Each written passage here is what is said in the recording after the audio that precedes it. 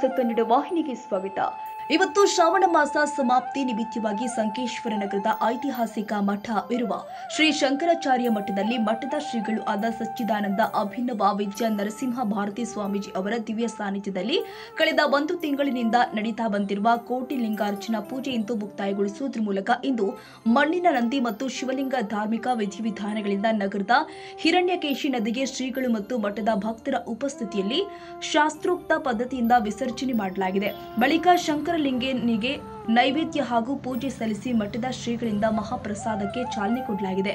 ಈ ವೇಳೆ ಸಂಕೇಶ್ವರ ನಗರ ಸೇರಿ ಸುತ್ತಮುತ್ತಲಿನ ಹಳ್ಳಿ ಪ್ರದೇಶದ ಭಕ್ತರು ಸಾವಿರಾರು ಸಂಖ್ಯೆಯಲ್ಲಿ ಬಂದು ದೇವರ ದರ್ಶನ ಹಾಗೂ ಮಹಾಪ್ರಸಾದದ ಲಾಭ ಪಡೆದಿದ್ದಾರೆ.